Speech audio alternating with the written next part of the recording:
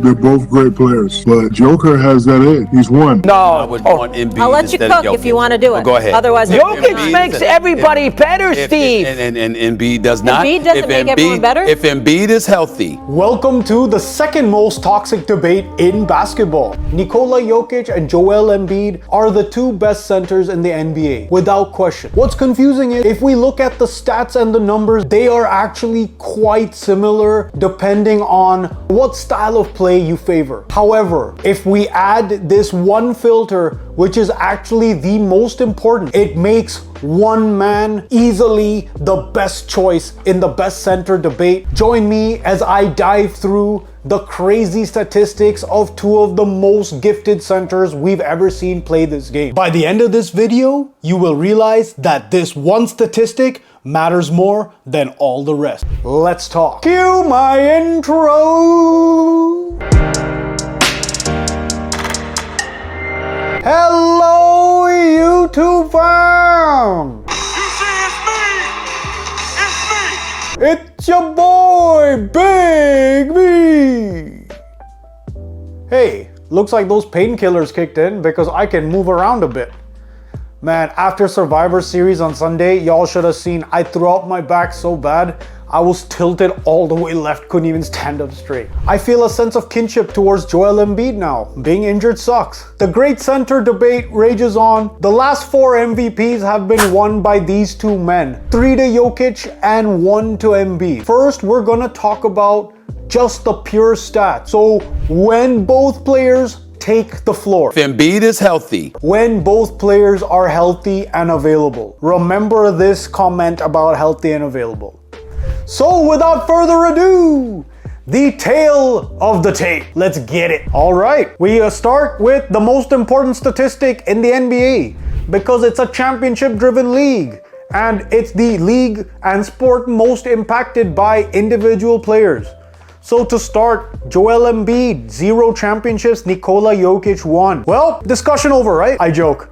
NBA seasons, Joel Embiid 9, Nikola Jokic 10.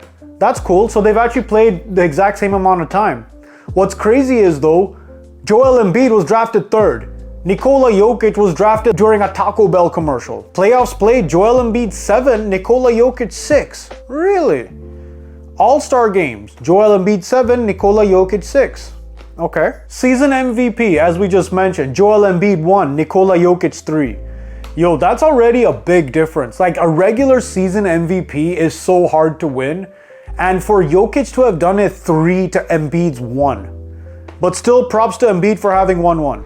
Despite, the fact that he whined and campaigned for it, which takes the luster off it a little. Finals MVP, Nikola Jokic 1, Joel Embiid 0. All NBA first team, Nikola Jokic 4, Joel Embiid 1. Wow. All NBA teams total selections, Embiid 5, Jokic 6. All defensive teams, Joel Embiid 3, Jokic 0. Scoring leader, Joel Embiid 2, Jokic 0. Wow, what a seesaw, hey? Like, Jokic has impacted winning clearly more, and his peers have recognized it, but Joel has been a scoring leader, and let's be honest, is a better defensive player, again, when healthy and available. Now let's look at regular season stats. Points per game, Joel Embiid 28, Nikola Jokic 21. That's pretty big difference. Rebounds per game, Joel Embiid 11, Nikola Jokic 11, tied. Assists per game, Joel Embiid 3.6, Nikola Jokic 7. Okay, so what Nikola Jokic lacks in points, he makes up for with having 3.5 more assists, right? Blocks per game, Joel Embiid 1.7, Jokic 0.7. So 1 versus 2. So Joel has more blocks, emphasizing the better defender thing. But if we look at totals, this is where it starts to get a little muddy, and we now have to apply the filter. Say it with me now. The best ability is availability. So if we are saying just on-court performance, if Joel Embiid never got injured, Jokic never got injured, they are very close as players. Some might give the edge to Embiid, right? But, Joel averages 7 points more a game. But if we look at total points, Joel Embiid has 12,150. Jokic has 14,621. Total rebounds, even though its average was the same, Joel has 4,862. Jokic has 7,457. Whoa. Total assists, Joel Embiid has 1,590. Nikola Jokic has 4,833. 3 times more. Total steals, Embiid 400, Nikola Jokic 850. More than double. Total blocks, Joel Embiid 724, Nikola Jokic 505. And here is the big reveal. Total games, Joel Embiid 437, Nikola Jokic 691. So, Nikola Jokic has been available for over 250 more games. So he is actually played in almost 50 to 60% more games than Joel Embiid. That's astonishing. So when we use that filter, now let's go to playoffs, because the playoffs are what matters most, right? Because it's a championship-driven league. So regular season, if healthy, Embiid seems like a superior player by not much. However, Nikola Jokic, in terms of totals, bests him in everything in the regular season because he's way more available, to the tune of almost 55% more. One guy, almost equivalent production, maybe a little less, 10%, but is available 50% more. I'm not a mathematician, but let's see playoffs though. Points per game, Joel Embiid 25, Nikola Jokic 28. Wait a second, what? So in regular season, Joel Embiid averages close to 28 a game and Jokic 21. But in playoffs, Joel's averages drop to 25 and Nikola's goes up. So when it matters most, Jokic is 7 points better than his regular season and 3 points better than the better scorer Embiid. So maybe even the first narrative, is Embiid a better player if Jokic plays better than him in playoffs? Let's keep looking. Rebounds per game, Embiid 10.9, Nikola Jokic 12.3. Oh, look at that. More again. Assists per game, Embiid 3.1, Nikola Jokic 7.5. So more than double. Steals per game. Oh, Nikola Jokic 1.1, Joel Embiid 0.8. Oh, even more steals. Oh, so wait, who's the better defender? I thought Joel is so much better. Blocks per game, Joel Embiid 1.7, Nikola Jokic back up to 1. And if we go to totals, guys, I'm sorry, but it's not close, okay?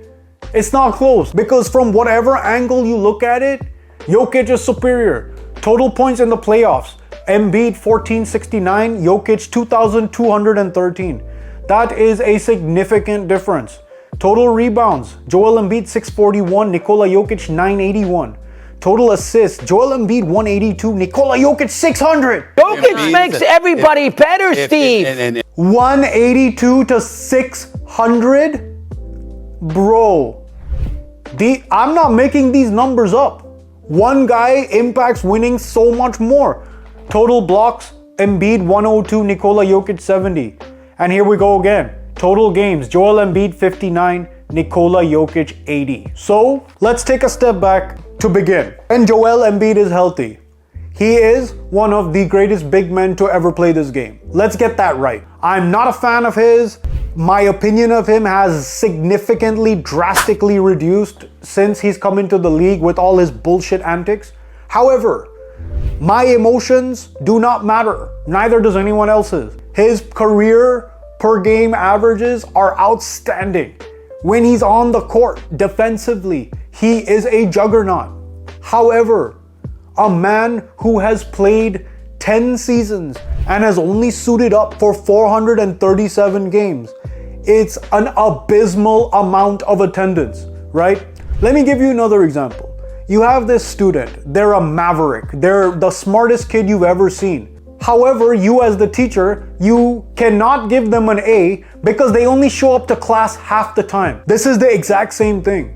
The Joel Embiid apologists, the Joel Embiid superfans, the Philly people will say, oh, he's better than Jokic. Oh, he's a better defender, more athletic. He averages more points per game. However, A, the points per game, it's not more in the playoffs where it matters most. Also, even in regular season, his assists compared with Jokic are so much worse that it balances out. Rebounds, similar. Defense, okay, Joel has the edge there.